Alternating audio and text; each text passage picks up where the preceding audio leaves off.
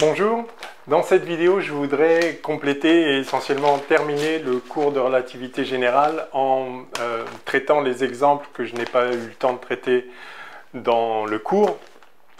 Donc c'est un complément à la playlist de l'année en cours 2024-2025. Et donc je voudrais en fait traiter dans la métrique de Schwarzschild ce qu'on appelle la mécanique céleste, c'est-à-dire les trajectoires des planètes typiquement, donc avec comme application l'avance du périhélie de Mercure. Vous savez qu'historiquement c'est un élément important, c'était une anomalie dans le mouvement de Mercure qu'on n'arrivait pas à expliquer avec la physique newtonienne, avec la loi de la gravitation newtonienne, et que Einstein a pu expliquer, ou dont il a pu rendre compte avec la théorie de la relativité. Alors c'est pas une prédiction de la théorie de la relativité générale, c'est une post-diction, puisqu'on avait l'anomalie avant, et simplement, une fois qu'on a les équations de la relativité générale, eh bien on peut comprendre cette anomalie, mais c'est en quelque sorte une prédiction de la théorie néanmoins, même si le résultat expérimental était connu avant, la relativité générale n'a pas été dérivée, construite pour rendre compte, pour rendre compte de cette anomalie. Ça n'a pas été fait en vue de ce résultat, mais évidemment c'était une confirmation magistrale au moment où Einstein a obtenu ces équations, de pouvoir calculer ce que cela implique quant à l'orbite de Mercure, et de réaliser que ça prédit précisément ce qui est observé. C'est un résultat absolument majeur. Et puis la deuxième application, c'est la déflexion des rayons lumineux par le Soleil, en l'occurrence, par une masse quelconque. Et ça aussi, historiquement, ça a été la première vérification expérimentale lors d'une éclipse de Soleil, où on voit une étoile qui devait se trouver dans une certaine direction, en fait, était observée dans une direction voisine. Donc, il faut attendre une éclipse de Soleil pour que la lumière soit vraiment une lumière rasant le Soleil, et qui est un tout petit peu défléchie. Évidemment, si on passe trop loin du Soleil, l'effet est complètement négligeable. Déjà, au voisinage du Soleil, l'effet est très très faible, on le verra, on fera l'application numérique. Donc ce sont deux applications vraiment majeures de la théorie de la relativité générale qui découlent très simplement en fait de l'application de cette théorie de la gravitation einsteinienne dans le cas le plus simple, c'est-à-dire dans la métrique de Schwarzschild, qui est donc la métrique à symétrie sphérique. Donc on considère une masse, le Soleil typiquement, ou enfin n'importe quelle masse, à symétrie sphérique, sans rotation. Alors évidemment le Soleil tourne sur lui-même, la Terre aussi, etc. Mais tant que les vitesses de rotation tangentielles sont faites devant la vitesse de la lumière, ça joue très très peu. On est vraiment au premier ordre de la correction, qui est déjà absolument infime, donc on le verra. L'approximation qu'on a un corps sphérique à distribution sphérique de masse, simplement caractérisé donc par sa masse m, pas de rotation, etc., est vraiment très très bonne pour ces applications-là.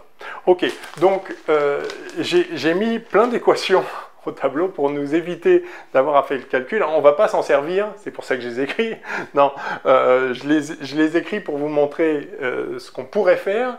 Et après, je vais vous montrer ce qu'on peut faire en court-circuitant tout un tas de choses grâce à ce qu'on appelle les intégrales premières, grâce aux quantités conservées qui viennent des champs de Killing, dont on a beaucoup parlé vers la fin du cours.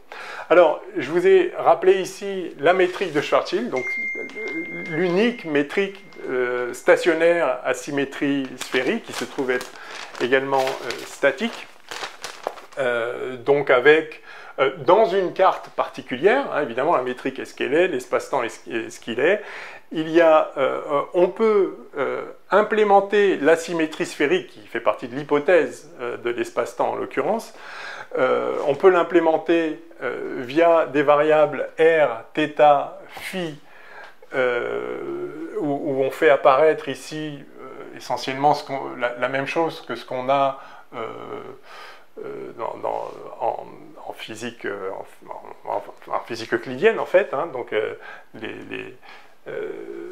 ces variables-là correspondent en coordonnées sphériques à un θ par rapport à une certaine direction. Évidemment, il y a symétrie sphérique, donc n'importe laquelle, on peut dire pôle nord, pôle sud, donc pôle nord. Donc l'angle à partir du pôle nord, et puis phi, c'est l'angle azimutal ou l'angle... l'angle azimutal autour de l'axe qu'on a choisi arbitrairement. Encore une fois, il y a symétrie de révolution. R correspondrait à la distance au centre, mais on a déjà vu dans les vidéos précédentes, dans les cours précédents ou les corrections d'exercices, qu'il faut se méfier de l'interprétation de ce R. Et puis T, la variable temporelle. Donc quand on est loin devant le rayon de Schwarzschild, ici, RS c'est le rayon de Schwarzschild, dont je vous rappelle l'expression d'ailleurs en fonction de la masse associée à cette métrique, donc rayon de Schwarzschild 2gm sur C2, où G est la constante de gravitation universelle, m la masse en question, et C la vitesse de la lumière. Voilà, donc quand R, petit r est grand devant RS, ces termes-là disparaissent et on retrouve la métrique de Minkowski. Donc on dit que cet espace-temps est asymptotiquement plat pour R grand devant RS. Bref, alors ce que je n'avais pas fait dans les vidéos ou cours précédents, c'est d'expliciter les coefficients de la connexion de Christoffel associés à cette métrique. Et donc, je rappelle ici comment on obtient ces coefficients de la connexion, donc qui fournissent une dérivée covariante sur l'espace-temps en question à partir de la métrique en question et de ses dérivés. Hein. Donc, évidemment, je ne fais pas le calcul, je me suis donné la peine de les écrire pour que voilà, vous les voyez.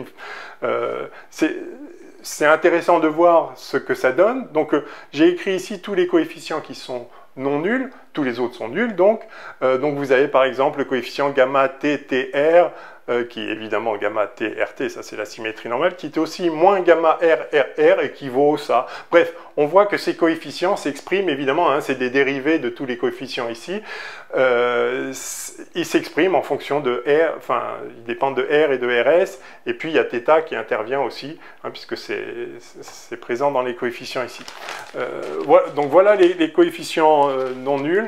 Donc vous avez ces deux-là, là c'est symétrique bien sûr, vous avez celui-là, vous avez gamma RTT, gamma R θ, gamma R phi, qui sont non nuls, équivalent, ok, équivalent ça, très bien. Et puis, alors ensuite, vous avez ces coefficients-là et ceux-là, qui sont les mêmes. Là, vous voyez que donc c'est gamma θ phi, gamma phi θ phi, R et T n'interviennent pas ici. Ça, ce sont exactement les coefficients de la connexion sur la sphère ronde. Hein, d'accord, donc, on en a beaucoup parlé dans le cours. Donc, c'est la sphère ronde standard. Donc, vous reconnaissez ces coefficients ici. Et ça, donc c'est la partie avec un R. Donc si vous voulez, dans la partie ici en bas, vous avez R θ phi qui sont les mêmes qu'un espace 3D euclidien. Hein. Donc ça c'est l'espace 3D euclidien standard avec des coefficients de connexion. On va se dire mais les coefficients de connexion ne sont pas nuls. Non, mais ça dépend évidemment des coordonnées qu'on choisit. Si on choisit les coordonnées sphériques pour décrire l'espace 3D plat euclidien standard, eh bien voilà ce qu'on obtient pour ces coefficients-là. Alors évidemment, la partie strictement radiale, vous avez un gamma R ici qui est différente, hein, vous avez ce terme-là, évidemment, ça fait intervenir le rayon de Schwarzschild, bien évidemment, qui est le paramètre clé de cette métrique, et l'unique hein, d'ailleurs, enfin avec la vitesse de la lumière évidemment, mais c'est déjà dans Minkowski ça, c'est juste une question d'unité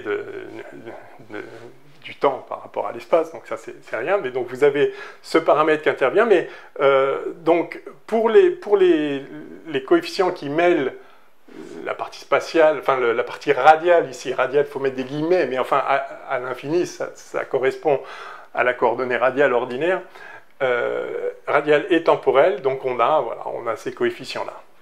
Ok, donc c'était juste histoire de les montrer et de les commenter très brièvement comme je viens de le faire. Et ensuite, si on veut calculer des trajectoires, voilà, je lance une planète dans le champ gravitationnel de la Terre, donc du Soleil, donc dans l'espace-temps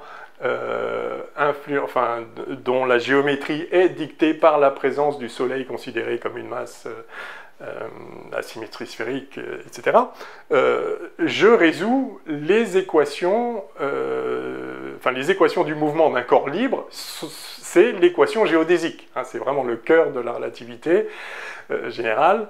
Les corps libres se déplacent tout droit dans l'espace-temps, et tout droit, ça veut dire suivre une géodésique. Et de même, si je lance un satellite autour de la Terre, pareil, ça suit une géodésique, etc. Donc, l'équation géodésique, on l'a écrit 10 000 fois, c'est simplement celle-là. Donc, si gamma est la courbe en question, et x, gamma, i, la ième composante dans une carte quelconque, d'ailleurs, hein, bien sûr,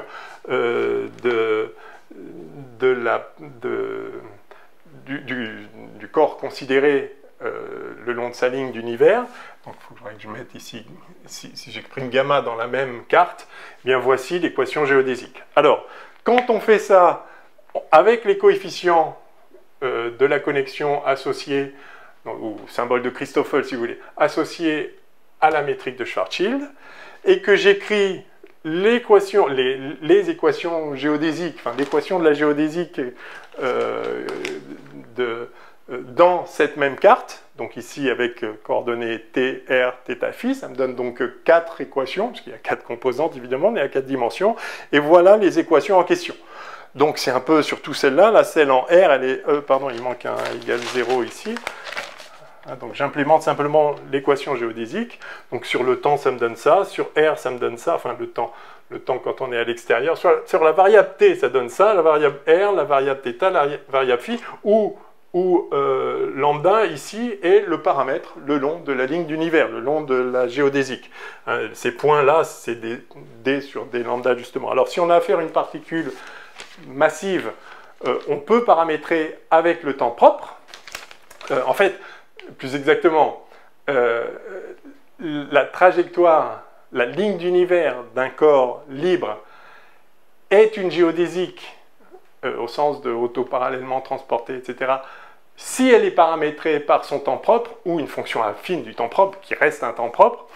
Si on a affaire à une particule de masse nulle, alors sa ligne d'univers obéit à la même équation, à condition de choisir un paramétrage qu'on appelle affine. Donc, par définition, c'est ceux qui font ceux tels que la ligne d'univers paramétrée ainsi s'écrit avec cette équation géodésique standard.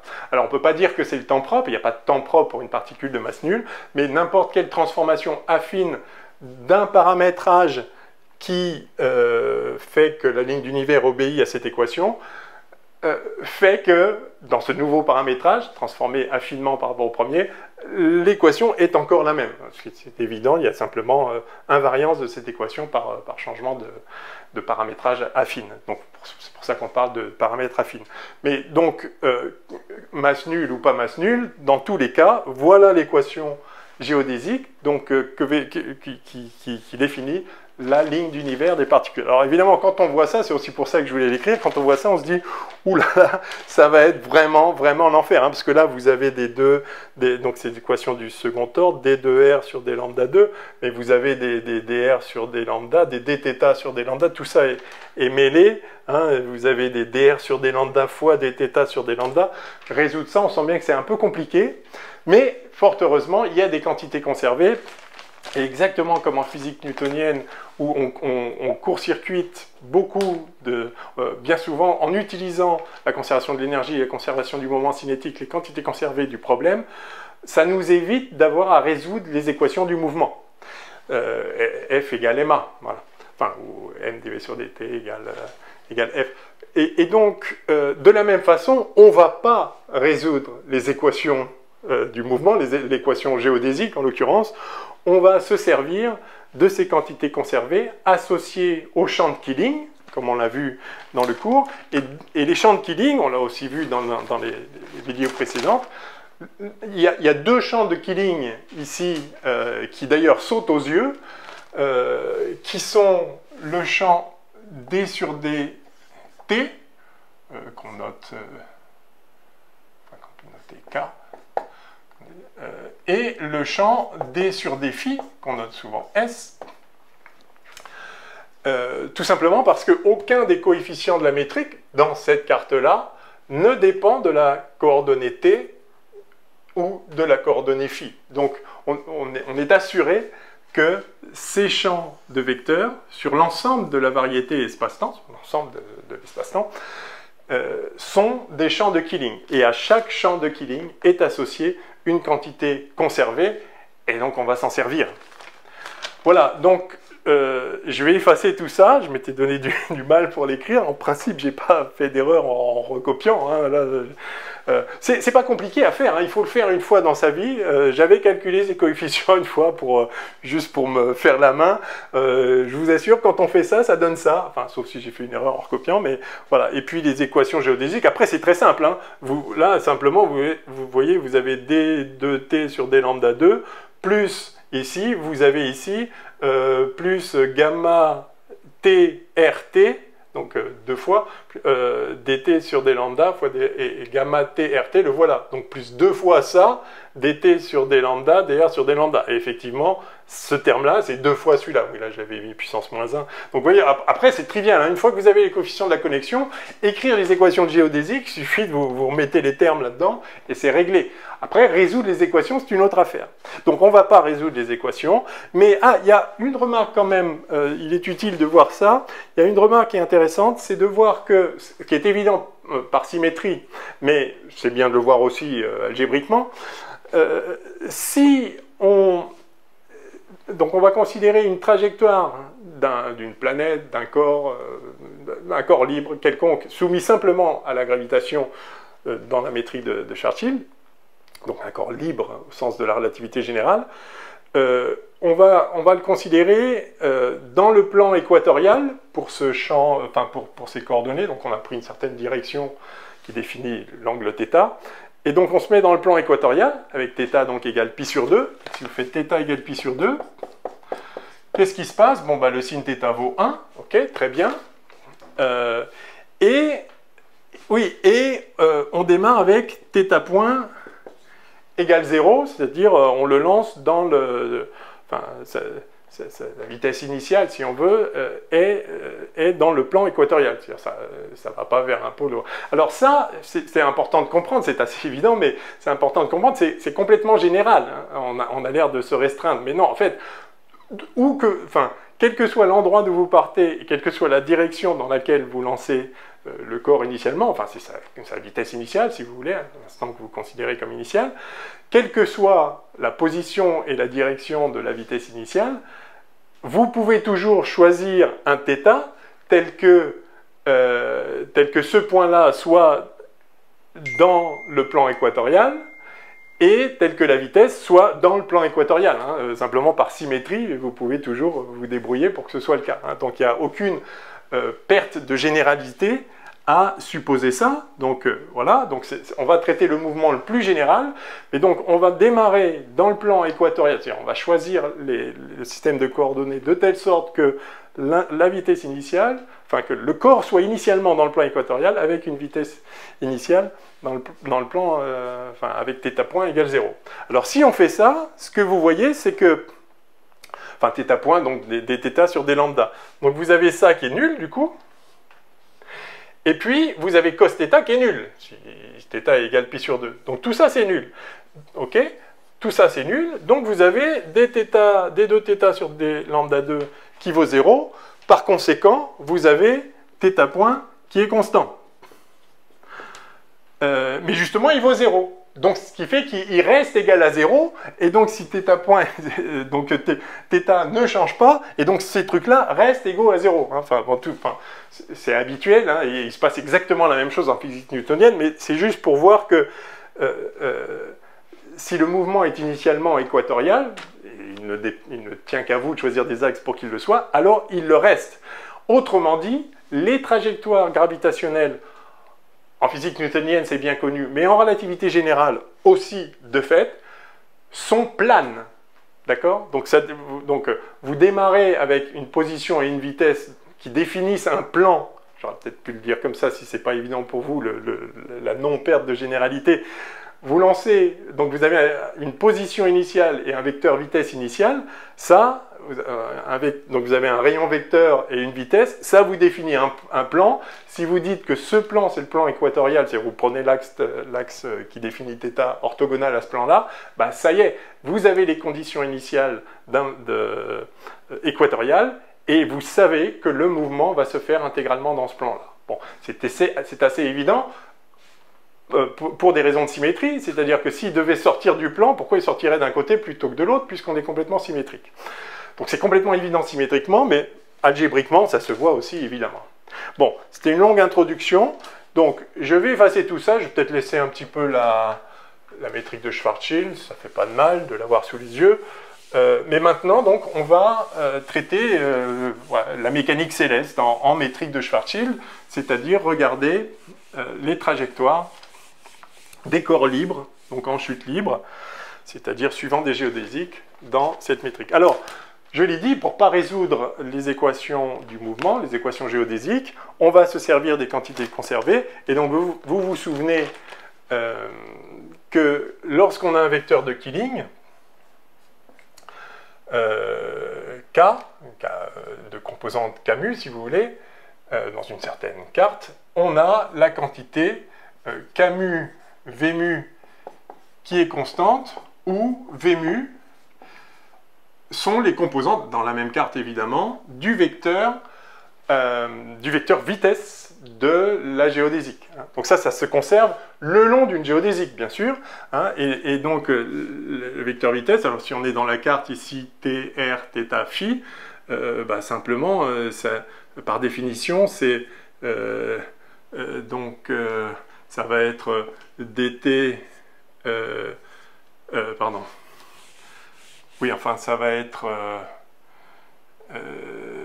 bah oui, ça va être t point d sur dt, plus r point d sur dr, plus θ point d sur dθ, plus phi point d sur dφ. Enfin, voilà, donc, ou si vous voulez, les composantes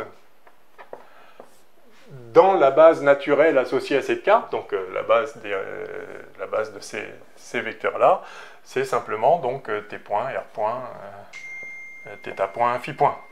Bon, voilà, rien de particulier. Et par contre, dans cette base-là aussi, le vecteur, alors ce vecteur de Killing-là, lui, il a pour coordonnées 1, 0, 0, 0, hein, d'accord? Donc, je peux retirer les mu, ici c'est le vecteur complet, hein, sous-entendu dans la base en question. Et puis, le champ de Killing S ici a pour coordonnées 0, 0, 0, 1, quoi. C'est simplement d sur dφ. Bien. Donc, cette chose-là se conserve le long de la géodésique.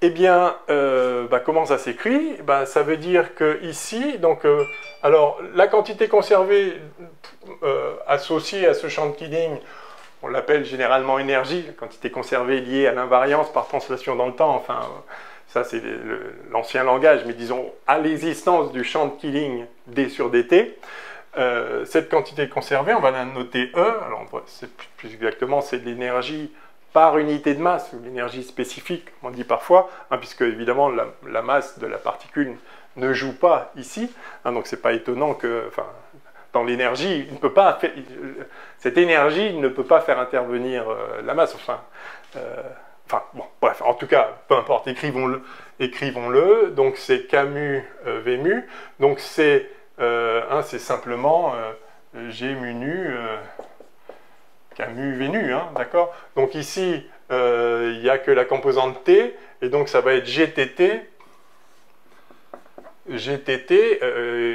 KT c'est 1, d'accord? Et puis VT c'est T point. Donc voilà, hein, donc ceci égale constante, et c'est égal donc à moins 1,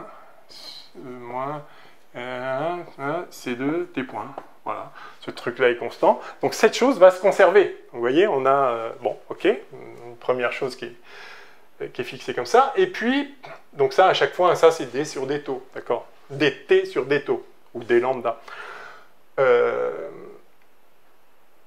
disons, des taux pour une particule massive, et D sur D lambda, avec lambda paramètre affine pour une particule de masse nulle.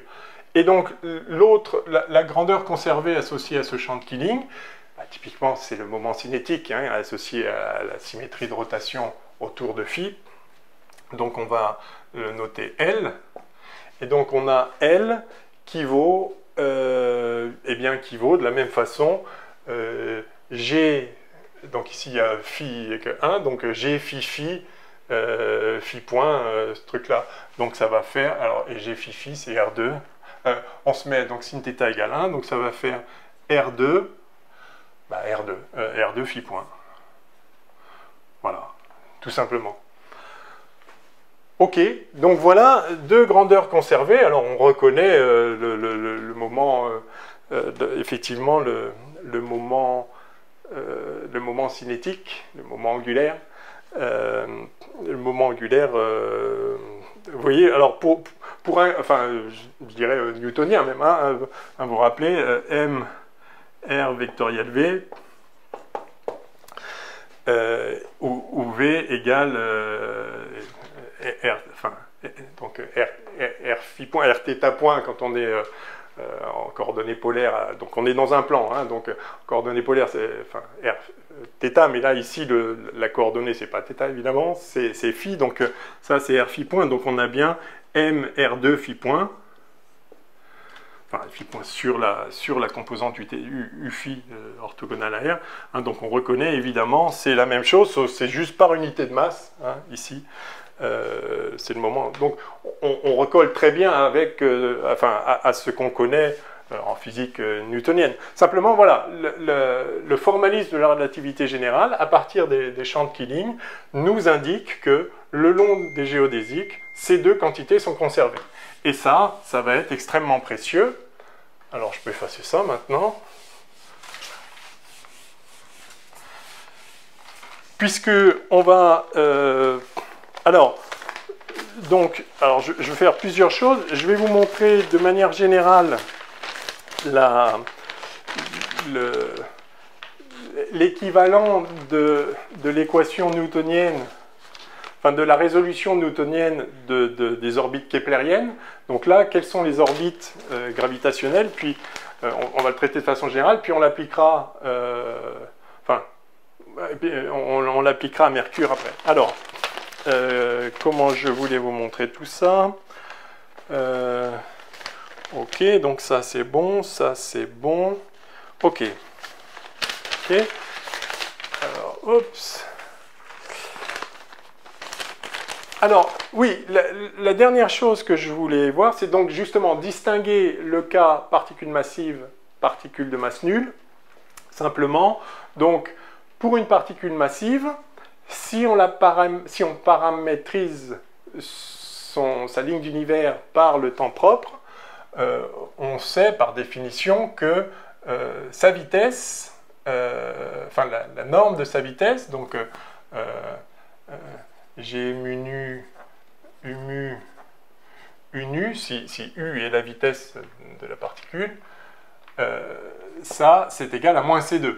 Alors c'est vrai évidemment dans toutes les cartes, c'est une relation absolue, mais donc traduite ici dans la carte de Schwarzschild, ça nous dit que moins 1 moins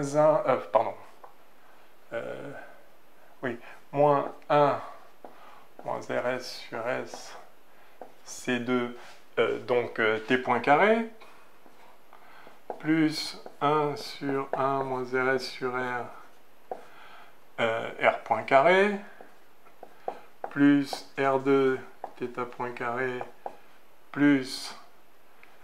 Alors, on a dit qu'on avait θ égale constante, donc en fait ça dégage, et puis sin θ, parce qu'on est dans le plan équatorial qui vaut 1, donc voilà, plus R2 phi point carré égale 0. Puisque U, c'est, encore une fois, c'est T point, R point, θ point, phi point, avec ici le truc qui vaut 0. Voilà. Très bien. Pardon, pas égal 0, égal moins C2, justement. D'accord, j'ai juste écrit ici la norme de la vitesse, d'accord, avec cette métrique-là. Alors, égale 0 pour une particule massive, et sinon, égale moins C2 pour une particule massive, et sinon, égale 0 si la masse est nulle. Mais c'est la même expression, évidemment, de la norme, de la pseudo-norme de la vitesse le long de la géodésique dont on parle. OK. Et oui, et bien maintenant, on va remplacer T points, on va faire intervenir les constantes du mouvement. C'est ça qui permet d'obtenir directement les équations qu'on recherche. Donc on a T point qui vaut E sur ça, donc T point carré ici vaut E2 sur ça au carré, donc ça va, je vais l'écrire là, enfin, c'est pas super logique, mais donc je remplace T point carré par E2, alors E2 sur C4 mais fois C2, donc c'est E2 sur C2, et j'ai moins ça, donc le moins va rester, parce que ça c'est au carré, et là je vais avoir un truc comme ça en haut, et 2 en bas, donc 1 moins RS sur R, très bien. Ça, c'est le premier. Plus, lui, j'y touche pas. Plus R point carré sur moins 1 moins RS sur R. RS, rayon de Schwarzschild. Plus R2 et phi point. Alors, en fait, j'ai R2 phi point qui vaut L. Donc là, j'ai R4 phi point. J'ai R2, enfin j'ai R4 phi point carré sur R2 si vous voulez. Donc j'ai L2 sur R2. L2 sur R2. Bah oui, j'ai L2 sur R2. L2, oui, voilà, égale. Donc moins C2, à nouveau je traite les deux en parallèle. Si M différent de 0, égale 0 si M égale 0. Très bien. Je vais quand même laisser ces expressions quelque part. Je ne pense pas que j'ai encore besoin de la métrique de Schwarzschild, mais on va quand même la laisser. Donc on a E qui vaut moins 1 moins RS sur S, C2T point, et L qui vaut R2 phi point. Voilà, donc ça, ce sont les grandeurs conservées. OK. Bon, voilà, vous avez ici une équation avec juste du R, d'accord, hein, c'est ça l'idée, et c'est exactement comme ça qu'on fait avec Newton. Alors, on va la mettre un peu plus proprement. Je vais tout multiplier par 1 moins RS sur R. Donc, j'ai un R point carré, je vais mettre R point carré égal. Donc, je vais mettre donc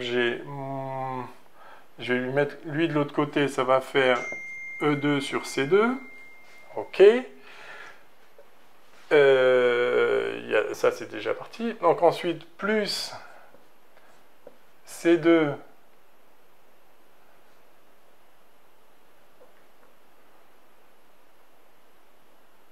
plus C2 facteur de 1 moins RS sur R moins L2 sur R2 1 moins RS sur R. Ah oui, et ce C, ça, ah oui, ça c'est... D'abord, pourquoi plus C2? Non, ce serait moins C2. Alors, mais je vais mettre lui d'abord. Donc, j'ai balancé ça de l'autre côté. Ensuite, moins L2 sur R2 facteur de 1 moins RS sur R moins C2 ici, moins C2RS sur R. Je sépare la constante, on va relier les constantes ici.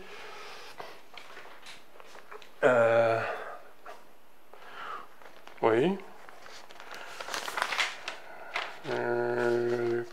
J'avais obtenu quelle forme, moi? Si, non, c'est ça. Ok, non, c'est bien. Ok. Très bien, donc on a, alors ça et ça, ce sont des constantes, donc on a R point carré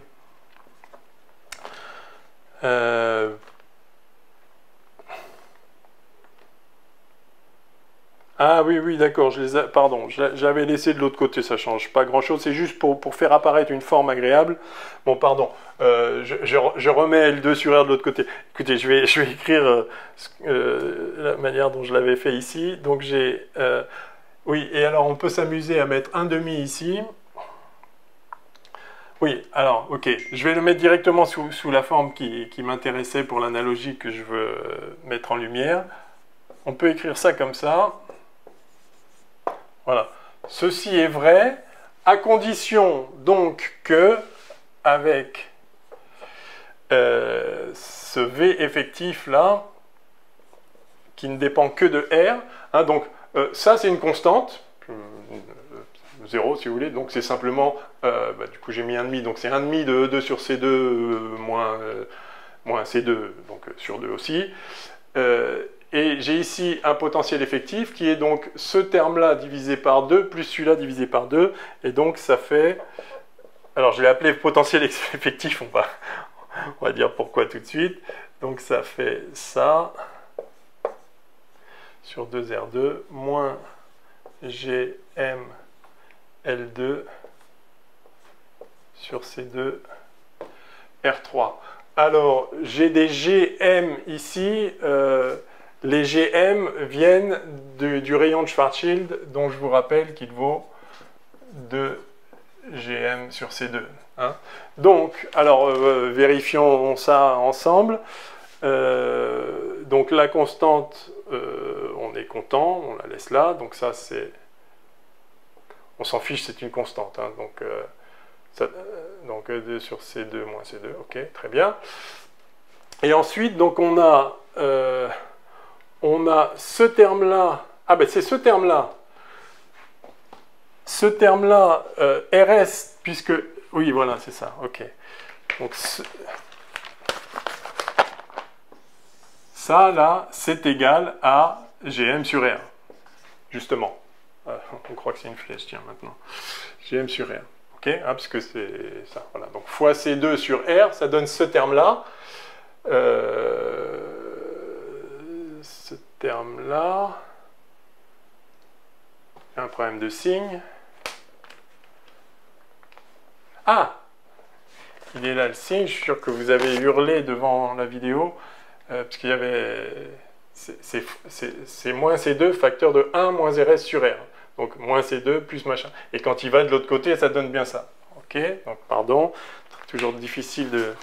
pas faire ce genre d'erreur quand on a le nez au tableau, mais donc ce terme-là, on est d'accord, c'est lui, et il reste celui-là, donc passer de l'autre côté, ça fait L2 sur 2R2, parce que j'ai divisé par 2, oui là c'est pareil, hein, le 2 c'était lui, hein, le 1,5 ici, L2 sur 2R2, c'est bien ça, et il y a ce terme supplémentaire ici, qui est justement la correction relativiste, qui donne donc à nouveau RS sur R, enfin RS sur 2, 1,5 de RS sur R, ça fait GM sur C2, donc c'est lui, et fois L2, pardon. Pourquoi R cube? Ah non, non, c'est ça. Non, c'est ça. Voilà, ça faisait GM sur R, avec le R2, ça fait ça. Bon, ceci est correct. Et alors, pourquoi le mettre sous cette forme-là? C'est pour voir l'analogie avec le cas newtonien, où on a 1,5 de mr point carré, plus le potentiel effectif gravitationnel qui dépend de R.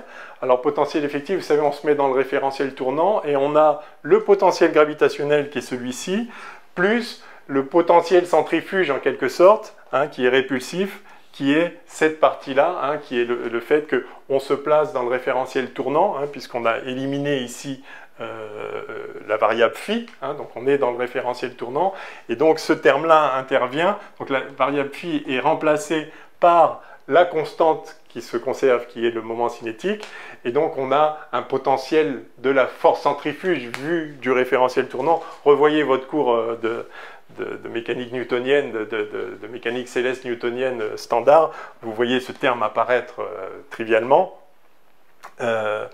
Et donc, cette partie-là est la partie newtonienne, et vous voyez que donc 1,5 de VNV2 plus égale l'énergie. Alors à chaque fois là, donc là ce serait l'énergie totale. Nous on est par unité de masse. Peu importe, parce que de toute façon, ça ne dépend pas, les trajectoires ne dépendent pas de la masse. Hein, donc, on peut rajouter un m si on veut partout. Ça n'a absolument aucun intérêt. Donc on retrouve la formule, la formule newtonienne. Dans le cas newtonien, on a évidemment l'énergie potentielle gravitationnelle avec le m en plus là. Hein. Donc, on a juste tout divisé par m. Et on a cette correction ici, une correction de relativité générale, avec un terme comparé à celui-là, avec un terme en fait qui devient négligeable. Vous vous rappelez qu'ici en fait il y a le rayon de Schwarzschild qui devient négligeable quand R est grand devant le rayon de Schwarzschild. Donc il reste que le premier ordre. Alors évidemment, si on fait tendre le rayon de Schwarzschild vraiment vers 0, enfin si on dit qu'il est égal à 0, bah, il n'y a plus de masse du tout. Donc évidemment ce terme disparaît aussi. Puisque le rayon de Schwarzschild, voilà, si RS égale 0, M vaut 0, il n'y a plus de gravitation, et donc le terme de potentiel gravitationnel disparaît tout court. Donc ce qu'on voit là, c'est que le terme newtonien, c'est le premier ordre, en fait, dans l'expression de ce potentiel effectif. Hein, une fois qu'on se plaçait juste, qu'on regarde juste l'équation en R, en ayant éliminé les phi, et puis des points aussi bien sûr par conservation des grandeurs physiques, donc on se met dans le référentiel tournant si on veut. Donc le potentiel effectif qui apparaît, c'est le potentiel gravitationnel newtonien plus le potentiel centrifuge, donc simplement la conservation du moment cinétique, et un terme correctif qui n'apparaît pas en physique newtonienne, et c'est lui qui va faire les modifications aux trajectoires. Alors, on peut... alors, pour ceux qui ont en tête la manière dont on fait les choses en physique newtonienne, est-ce que j'efface? Oui, ça, je peux l'effacer. Je vais laisser ça encore un peu. Ok. Alors, vous savez que donc, quand on résout donc cette équation-là,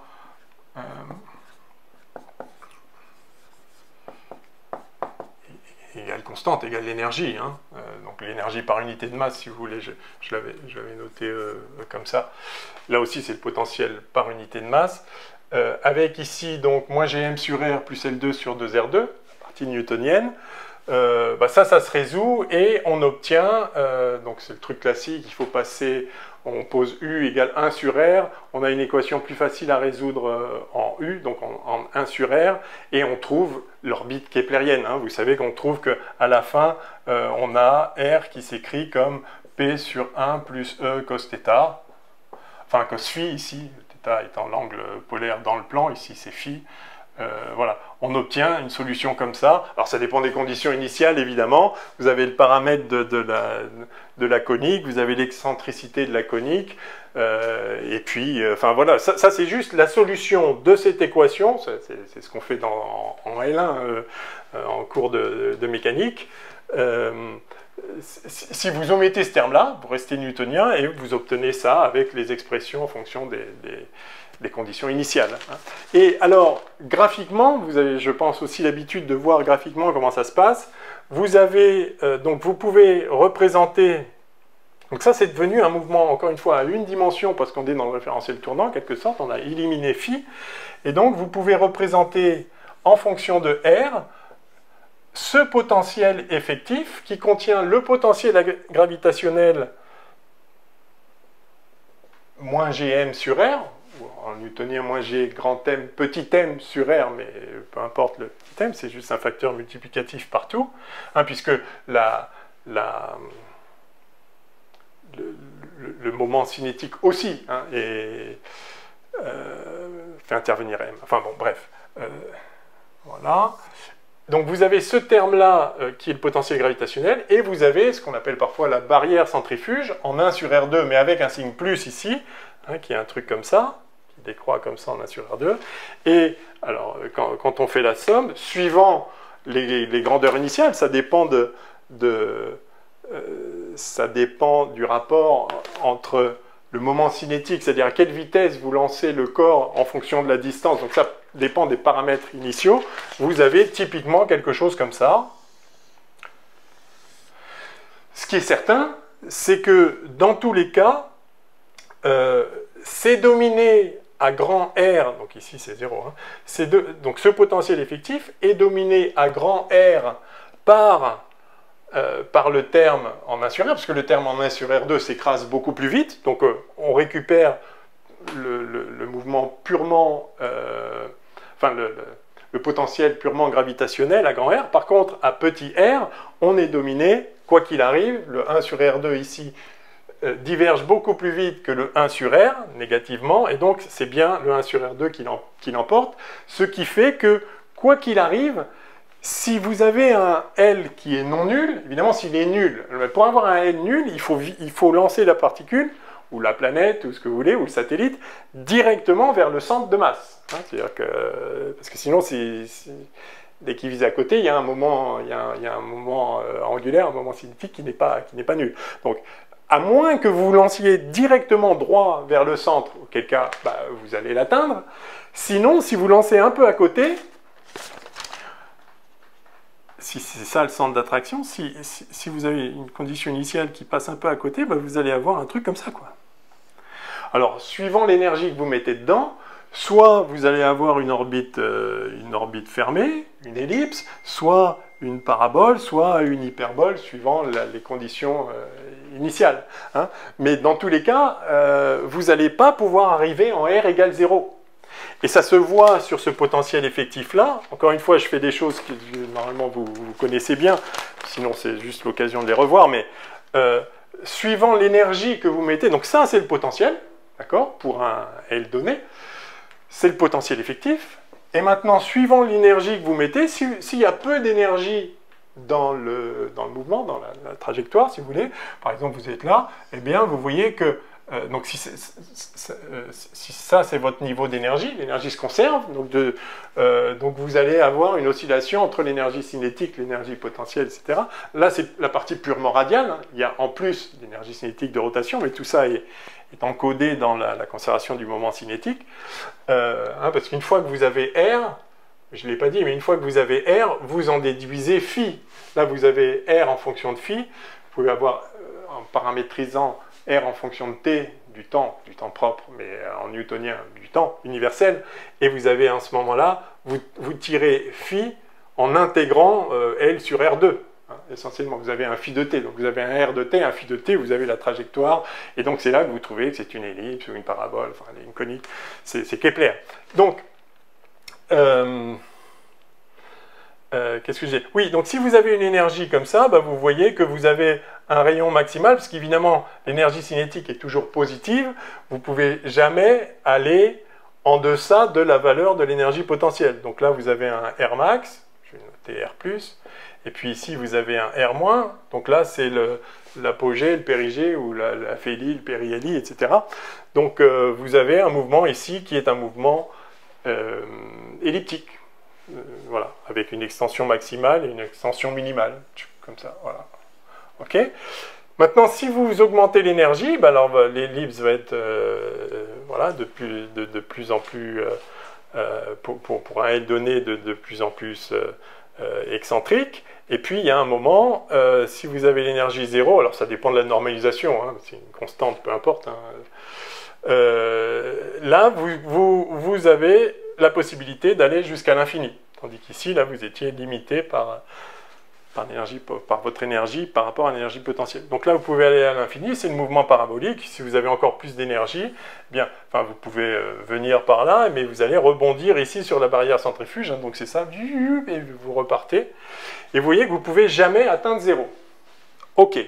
Bon, super standard, hein, là, je fais que réenfoncer les portes ouvertes, qui ont été ouvertes par Kepler qualitativement, ou même quantitativement, mais sans explication, puis par Newton avec la loi de la gravitation universelle. Donc ça, c'est la mécanique céleste standard. avec le potentiel purement newtonien, potentiel effectif dans le référentiel tournant, mais voilà.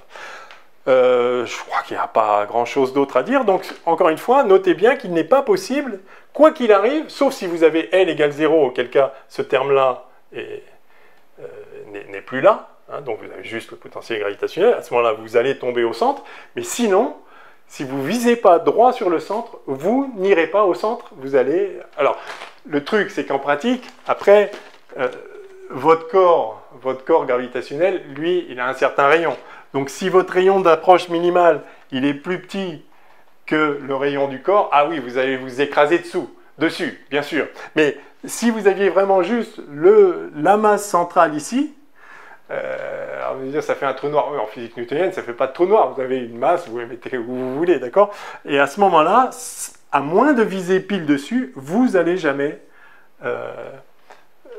finir sur le corps. Aucune trajectoire de chute libre ne finisse sur le corps, sauf s'il y a une extension et évidemment que ce Hermine est plus petit que le rayon de l'objet. D'accord, c'est trivial. Ok, alors passons maintenant à la version gravitationnelle, enfin à la version relativité générale, einsteinienne. Alors qu'est-ce que ça change? Eh bien, ce que ça change, c'est que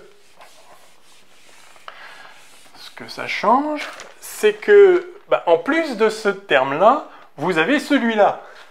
Et celui-là, il a un signe moins, et il est en 1 sur R3.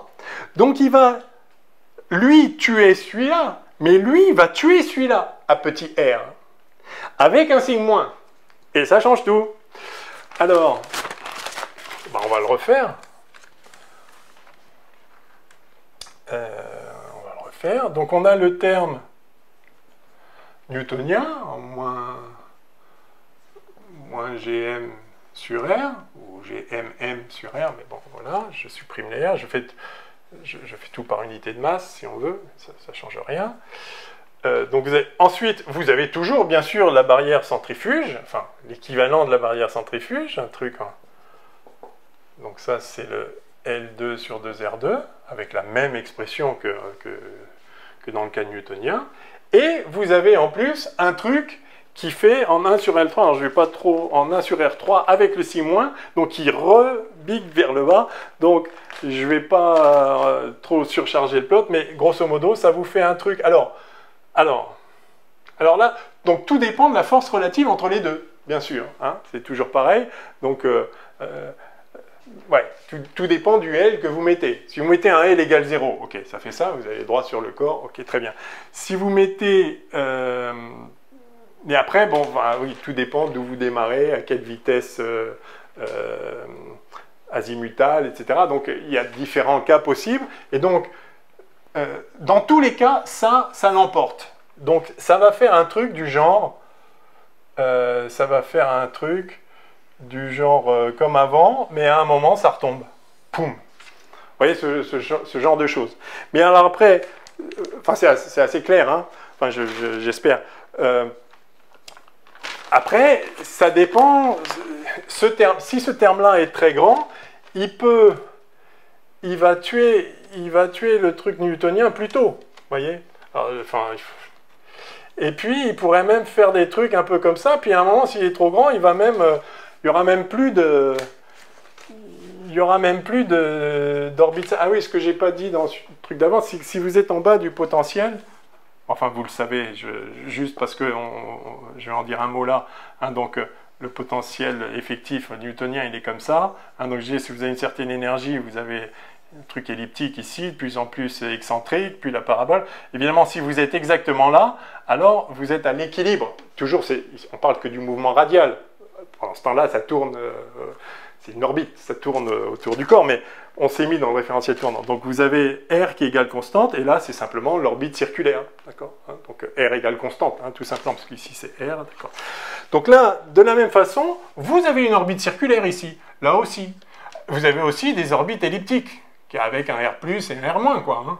Alors elliptique, on va voir après dynamiquement comment ça se passe, mais en tout cas, en fait, là, on regarde juste le mouvement radial. Donc, ça n'a pas de sens de dire si c'est elliptique ou quoi. Ce qu'on voit radialement, c'est que R augmente, puis R rediminue, etc. Et donc, si vous êtes là, R peut partir à l'infini. Si vous êtes là, ben, R est constant, donc c'est un...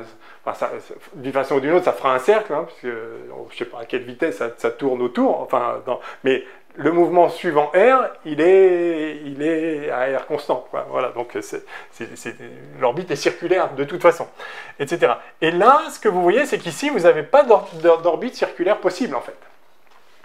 Alors, on peut se poser la question, dans quel cas, oui, pardon, et dernier point, quoi qu'il arrive, si vous mettez suffisamment d'énergie dans le système, vous allez finir à 0. Vous allez finir égale 0. Alors, on se dit, c'est bizarre, plus je mets d'énergie, je devrais au contraire pouvoir m'échapper plus facilement. Oui, mais attention, là, ce dessin-là, il est fait à L constant. Enfin, j'ai pris 4 valeurs de L différentes, mais j'ai représenté la forme à L constant. Hein. Donc, le truc, c'est que si vous gardez L constant, donc le moment cinétique, si vous voulez, et que vous augmentez l'énergie, pour garder L constant en augmentant l'énergie, disons, pour augmenter l'énergie, vous allez lancer votre planète de plus en plus vite, quoi. Vous augmentez son énergie cinétique, si vous partez du même point, voilà, tout ce que vous pouvez faire, c'est lancer plus vite. Si vous augmentez son énergie en gardant le même paramètre d'impact par rapport à votre masse centrale, vous allez aussi augmenter L. Donc, si vous augmentez l'énergie, mais que vous gardez L constant, ça veut dire qu'il faut viser de plus en plus près de l'objet. Mais vous gardez L constant, vous ne le mettez pas égal à 0. À aucun moment, vous allez avoir phi point égale 0. D'accord ? Donc, si phi point égale 0, c'est-à-dire que vous lancez sans vitesse azimutale, c'est-à-dire que vous la lancez droit vers le corps. Et évidemment qu'il va arriver sur le corps. Mais en physique newtonienne comme en physique relativiste. Mais en physique relativiste, en physique newtonienne, si vous lancez un tout petit peu à côté, vous ne finirez pas, vous toucherez jamais le corps, sauf s'il y a une extension, etc. Ce que vous voyez ici, c'est que en physique einsteinienne, enfin relativiste, en relativité générale,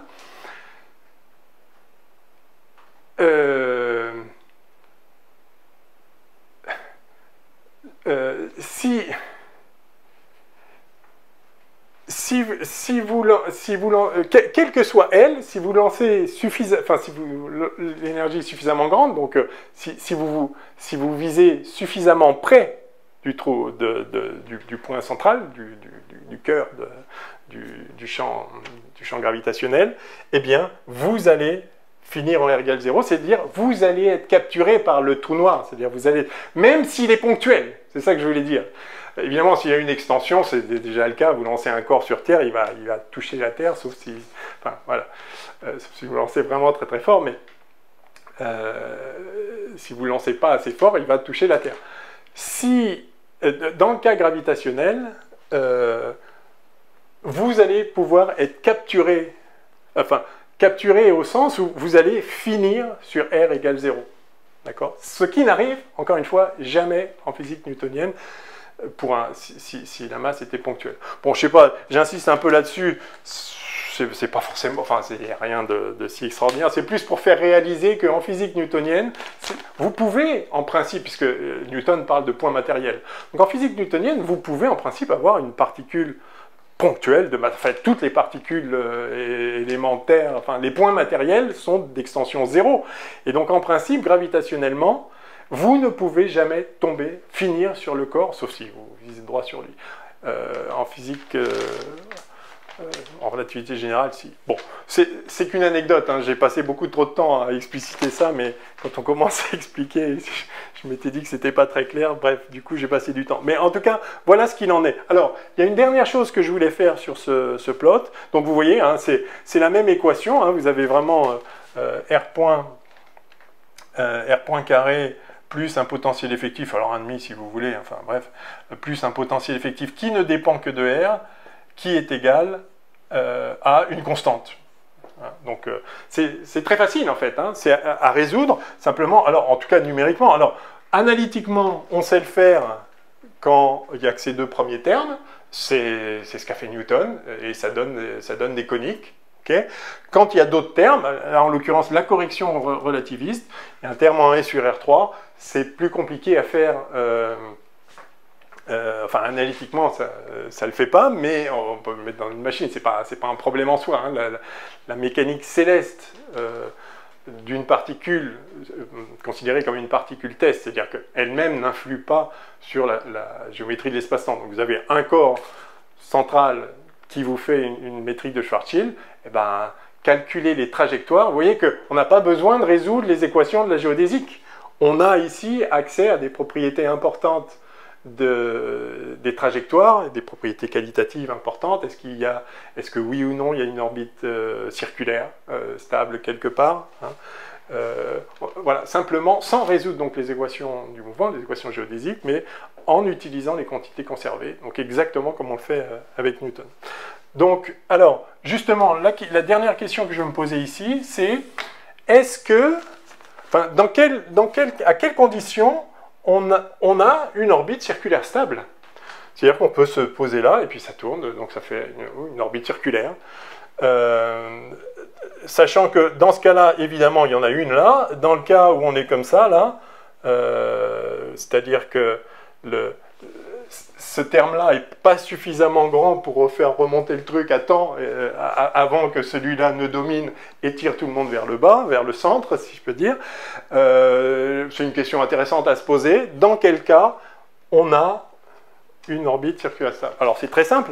Il suffit de voir si ce potentiel effectif a ou non un minimum. Enfin, son minimum, c'est moins l'infini. Est-ce qu'il a un minimum local, c'est-à-dire un point d'inflexion, pardon, une dérivée nulle, ici, quelque part. Donc, on va calculer la dérivée de ce truc-là, et on va voir s'il y a des solutions à la dérivée de ça égale 0. Simple comme bonjour. Alors, allons-y. J'aurais peut-être pu laisser ça.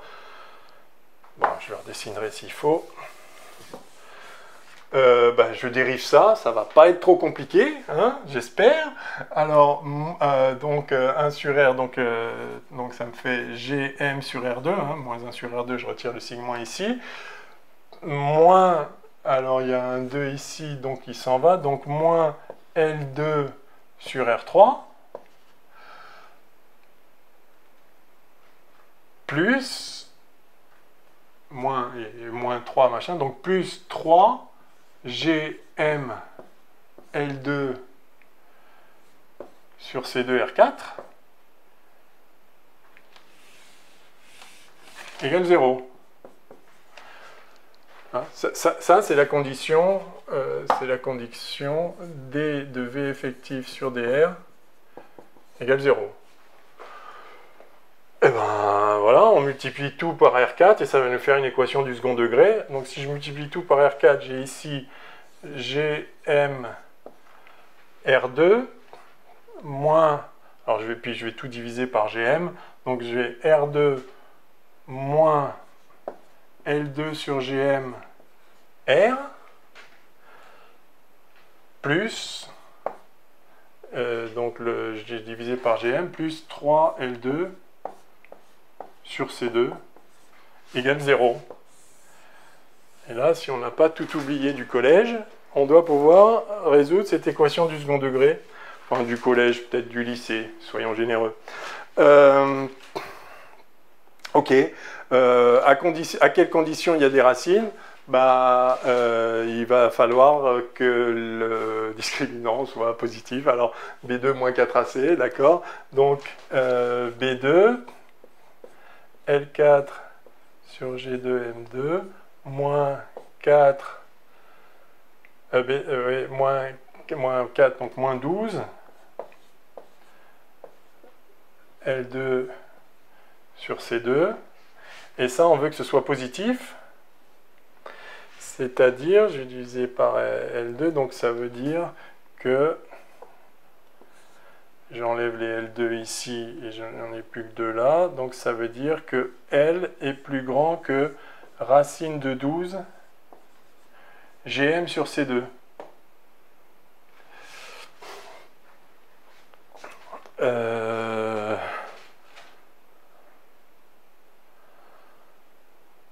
C'est homogène ça?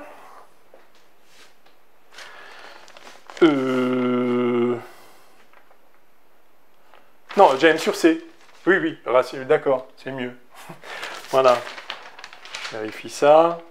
C'est ça. Voilà, c'est ça. Alors, très bien. Et donc là, si on veut, si on se souvient que RS, c'est 2GM sur C2, on a ça, si vous voulez, ça c'est 2 racines de 3, hein, 3 fois 4, 12, donc ça c'est racine de 3 fois 2G, donc fois RSC. Sympathique. Voilà, donc ce qu'on voit, c'est qu'on a, un moment cinétique, un moment angulaire critique. Si il est plus grand que racine de 3 RSC, eh bien, il va effectivement y avoir, enfin, oui, je le refais vraiment, il va y avoir une orbite circulaire stable. Si en revanche il est plus petit, alors là-dedans il n'y aura que des racines complexes, donc non. Et on n'aura pas d'orbite stable. Et donc vous voyez que on a... Alors c'est intéressant de voir cette valeur critique, hein, parce que ça c'est un moment angulaire, donc vous vous rappelez, hein, c'est MRV, hein, typiquement, enfin dimensionnellement c'est MR fois une vitesse. Alors on a dit que c'était par unité de masse qu'on l'avait fait, on a tout divisé par les m, enfin le m n'intervenait pas, donc on l'a pas rajouté à la main pour rien. Donc ce L là en fait c'est un moment cinétique spécifique par unité de masse, hein, donc il a les dimensions R fois une vitesse. C'est pas très surprenant dimensionnellement de quel est le R typique enfin le R pertinent du problème, bah, c'est le rayon de Schwarzschild, il n'y a que lui, hein, et puis la vitesse pertinente, bah, c'est donc qu'on trouve un moment cinétique spécifique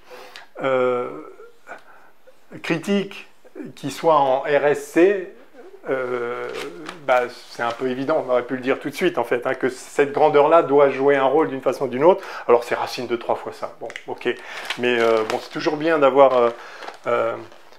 voilà, enfin de se reprojeter enfin de prendre ce recul pour voir que oui, effectivement, c'est pas déraisonnable de voir cette grandeur apparaître ici.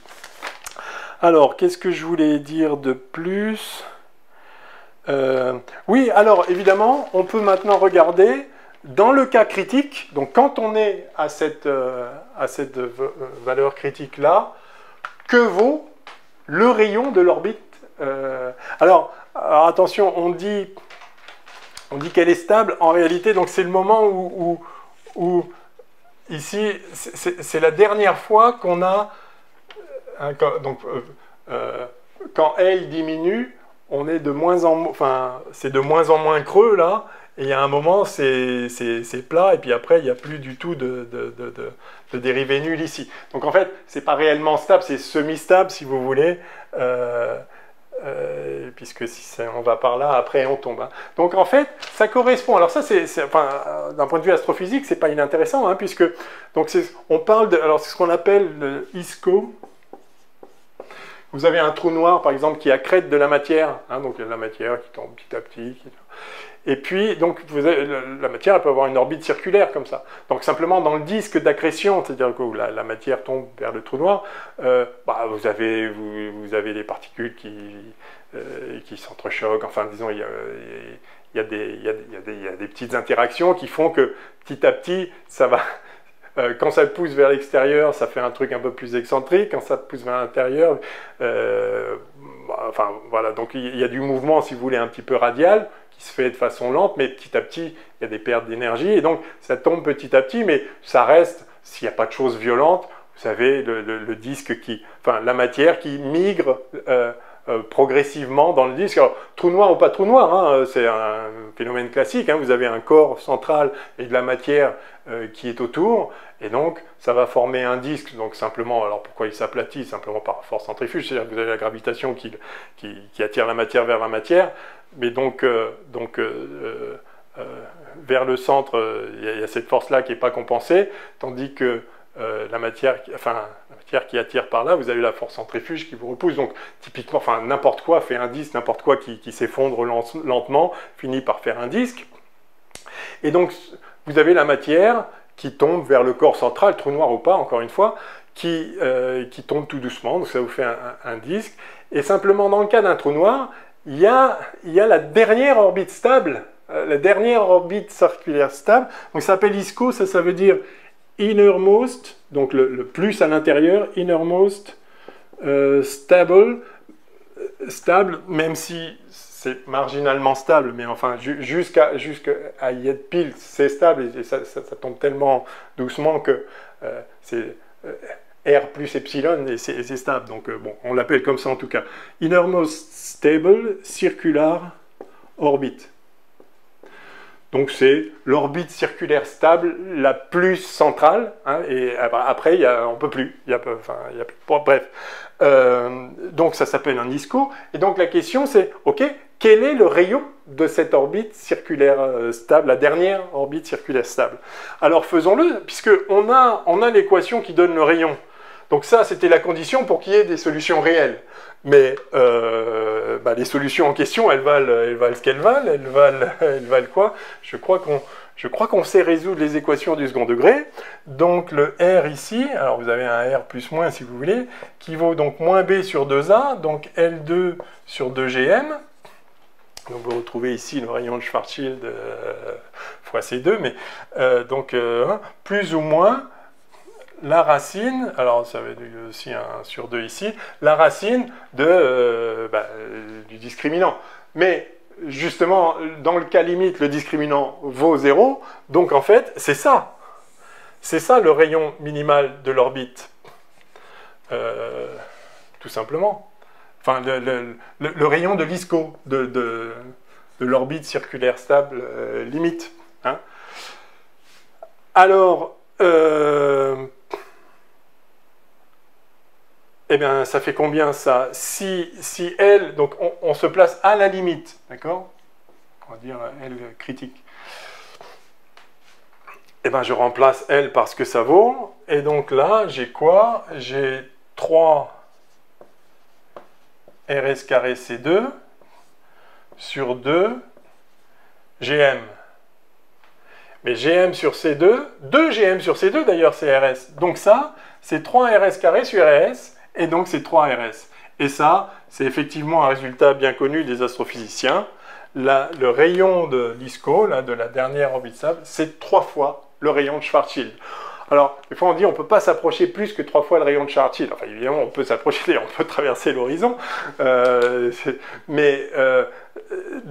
Ça constitue, si vous voulez, le bord interne du disque d'accrétion. Et après, vous n'êtes plus sur un mouvement stable. Après, c'est parti et on ne vous revoit plus. Donc, si vous voulez, l'accrétion se fait lentement, au rythme de la réorganisation de l'énergie et du moment cinétique dans le disque. Les particules sont là, okay. Il y a un corps qui les attire vers le centre, mais elles sont en orbite. Si elles étaient toutes seules, ce serait une orbite circulaire ou un peu elliptique, et donc elles resteraient là indéfiniment, évidemment. Mais comme il y a des petits mouvements, il y a des pertes d'énergie, et donc ça tombe petit à petit, ça transporte le moment cinétique à l'extérieur, puisqu'il se conserve aussi. Enfin bref, la physique des disques d'accrétion en astrophysique, un truc assez standard. Il y a des subtilités, si c'est ionisé, si c'est pas ionisé, quelle est la viscosité du truc, enfin bon, je dis pas que c'est une science facile, mais je veux dire, conceptuellement, on comprend l'idée. Et donc, vous avez cette migration comme ça, mais quand vous arrivez à 3 fois le rayon de Schwarzschild, donc là, pour le coup, il faut un corps extrêmement compact, hein, bien sûr, parce que la Terre, 3 fois le rayon de Schwarzschild, c'est très très très loin à l'intérieur de la Terre, hein, d'accord, pareil pour le Soleil. Hein, donc si vous avez un corps extrêmement compact, a fortiori un trou noir, et que vous pouvez atteindre 3 fois le rayon de Schwarzschild, eh bien là, vous avez la fin du disque, en quelque sorte, la fin du disque d'accrétion.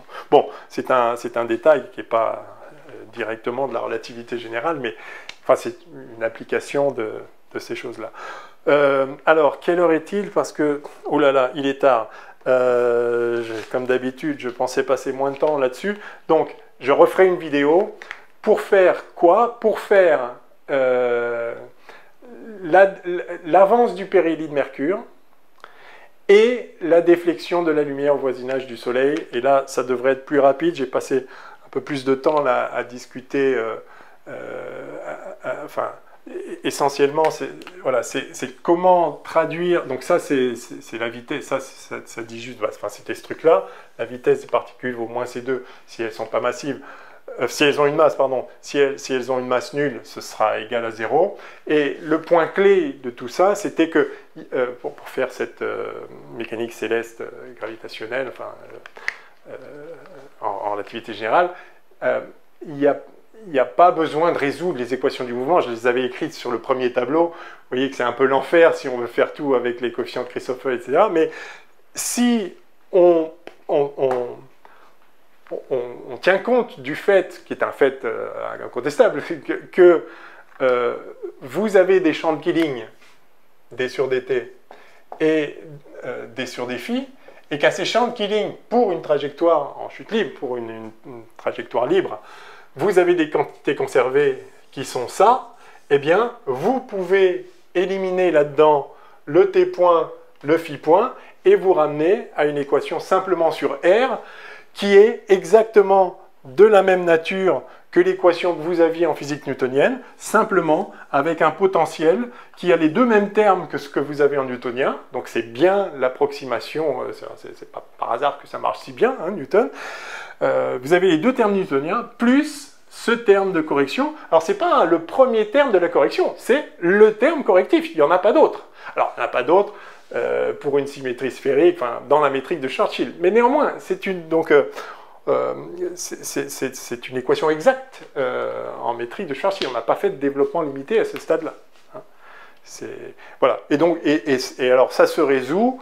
Donc, je vous montre. Alors, donc, pour le résoudre, par contre, c'est pas analytique. Là, c'est là où on va faire des développements au premier ordre. Et donc, c'est ça qu'on fera, du coup, dans la prochaine vidéo. J'espérais pouvoir enchaîner là-dessus. Donc, on fera exactement comme pour la résolution newtonienne. D'ailleurs, ce sera l'occasion de la revoir, mais c'est vraiment deux lignes. Hein, comment on passe de l'équation 1,5 de R point carré plus ce V effectif égale une constante, 0, comme ça pour rappeler que c'était par unité de masse, mais comment on passe de ça à R de phi égale, comme j'avais écrit, 1 plus... voilà, qui est donc la solution, enfin, la conique newtonienne, ou keplérienne pour une ellipse, enfin, mais explicitée et calculée par Newton. Passer de là à là, c'est trivial quand ce potentiel effectif vaut ça, et quand il vaut pas ça, mais il vaut ça, ben on va faire un développement, on va dire que la solution, ça va être la solution newtonienne, plus une petite correction, et on pourra se mettre au premier ordre, et ce sera largement justifié, parce que dans le cas de Mercure, vraiment la correction, elle est très très très faible, c'est absolument extraordinaire qu'on ait pu la mesurer, mais, et même avant de la calculer, enfin, vous verrez les ordres de grandeur, c'est vraiment à tomber par terre. Mais donc, après, c'est juste un calcul perturbatif, voilà. Donc on le fera explicitement, enfin, je trouvais que c'était intéressant d'essayer de le mener, parce qu'à la fin, on a l'avance du périhélie de Mercure, 42 ou 43 secondes d'arc par siècle, ce qui est absolument infime. Mais on fait le calcul et pouf, ça donne ça. Donc c'est beau. C'est beau, ça vaut le coup de le faire. Bon bref, j'anticipe pas. On fera donc ça dans la prochaine vidéo et à la fin, donc ça ce sera dans le cas avec une particule massive, C2, et après on le fera avec exactement la même procédure, avec une particule de masse nulle, donc un photon, pour voir la déflexion par le Soleil. Donc le programme est simple, et je pense que là, cette fois, ce sera la dernière vidéo de cette playlist. Voilà, et bien à bientôt, j'espère pouvoir faire ça rapidement.